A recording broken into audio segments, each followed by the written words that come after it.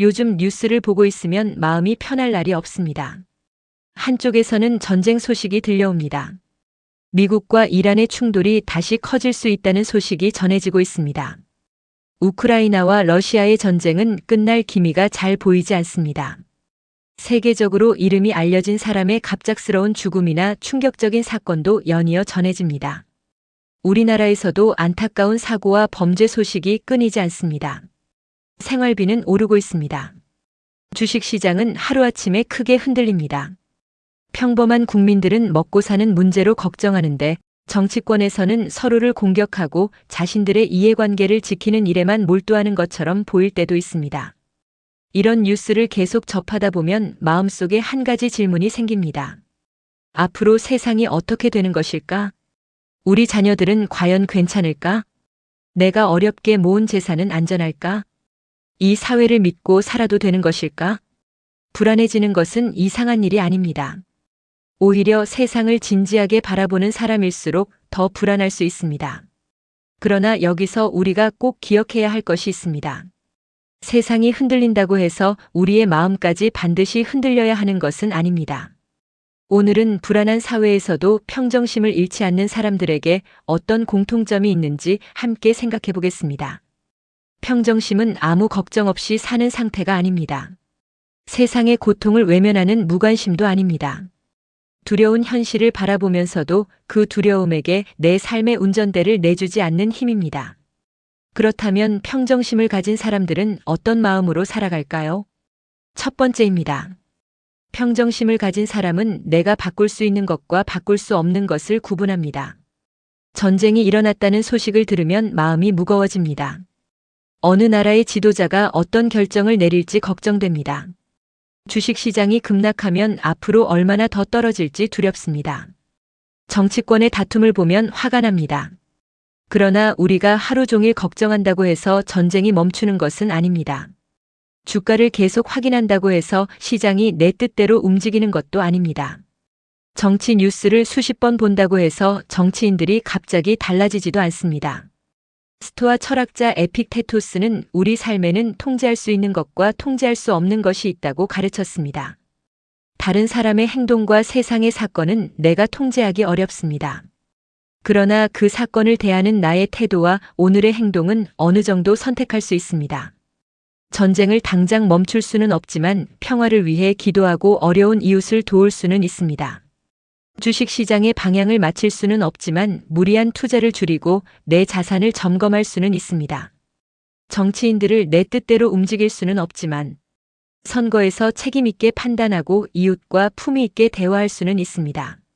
물가를 당장 낮출 수는 없지만 소비 습관을 살피고 꼭 필요한 것과 욕심을 구분할 수는 있습니다. 평정심은 체념이 아닙니다. 할 수 없는 것에 매달리는 대신 지금 할 수 있는 일을 선택하는 지혜입니다. 불안할 때는 종이에 두 칸을 그어 보십시오. 한쪽에는 내가 바꿀 수 없는 일을 적으십시오.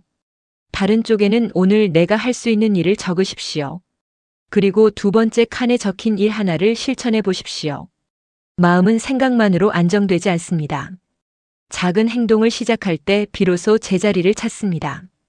두 번째입니다. 평정심을 가진 사람은 사실과 상상을 구분합니다.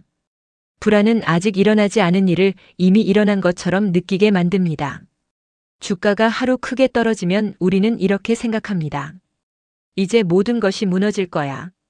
전쟁 소식을 들으면 이런 생각을 합니다. 세계대전으로 번지는 것은 아닐까? 사회적 사건이 발생하면 이렇게 느낍니다. 이제 어디에도 안전한 곳이 없어. 그러나 이것들은 현재 확인된 사실이라기보다 두려움이 만들어낸 미래의 상상일 수 있습니다. 사실은 주식시장이 오늘 크게 떨어졌다는 것입니다. 상상은 앞으로 끝없이 떨어질 것이라는 결론입니다. 사실은 국제적인 무력 충돌이 발생했다는 것입니다. 상상은 반드시 전 세계로 전쟁이 확대될 것이라는 단정입니다. 사실은 안타까운 사건이 일어났다는 것입니다. 상상은 사회 전체가 완전히 무너졌다는 판단입니다. 물론 위험을 가볍게 보아서는 안 됩니다. 그러나 아직 일어나지 않은 일을 미리 확정해 놓고 고통받을 필요도 없습니다. 불안한 마음이 들 때 이렇게 물어보십시오. 지금 확실하게 확인된 사실은 무엇인가?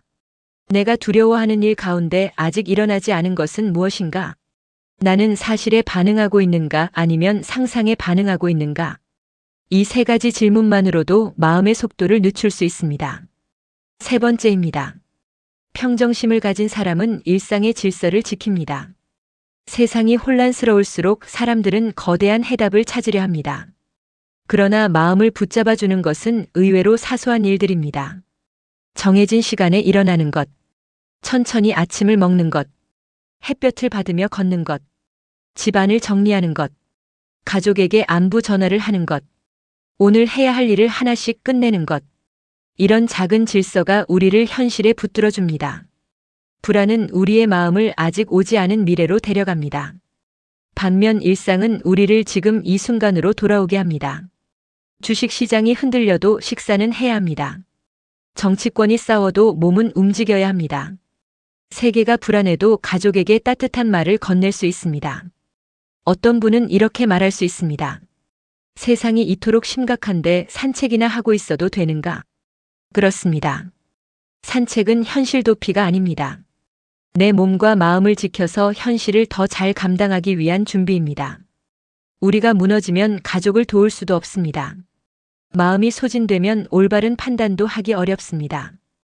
비행기에서는 위급한 상황이 생기면 먼저 자신의 산소 마스크를 착용한 뒤 다른 사람을 도우라고 합니다. 불안한 시대를 살아가는 우리도 마찬가지입니다. 우선 내 마음에 산소를 공급해야 합니다. 잘 먹고 잘 자고 움직이고 기도하고 가까운 사람들과 대화해야 합니다. 일상의 질서를 지키는 것은 작은 일이 아닙니다. 혼란에 맞서 내 삶을 지켜내는 조용한 용기입니다. 네 번째입니다. 평정심을 가진 사람은 쉽게 분노하지 않습니다. 정치 뉴스를 보다 보면 화가 날 때가 많습니다. 국민들은 장바구니, 물가와 대출 이자와 노후 걱정으로 힘든데 정치인들은 서로를 공격하고 자기 편의 이익만 챙기는 것처럼 보이기도 합니다.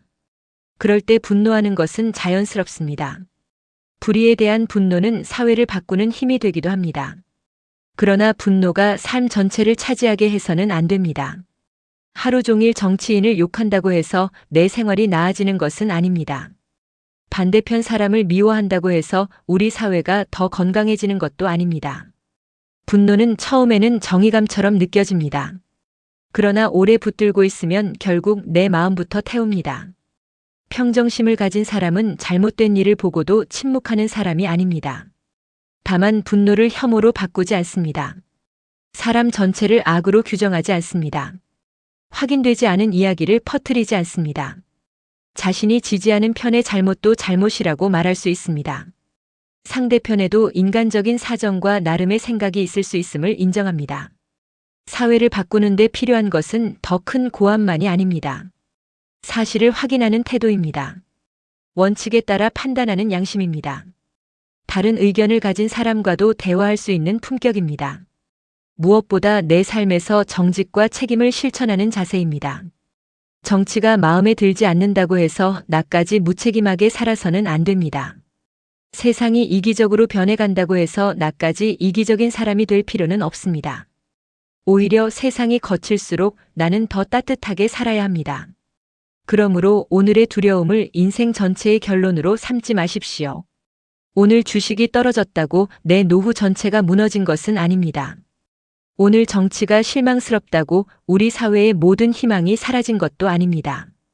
오늘 나쁜 뉴스가 많다고 세상에 좋은 사람이 없어진 것도 아닙니다. 오늘도 평범한 날 들 중 행복한 하루가 되시기를 바랍니다.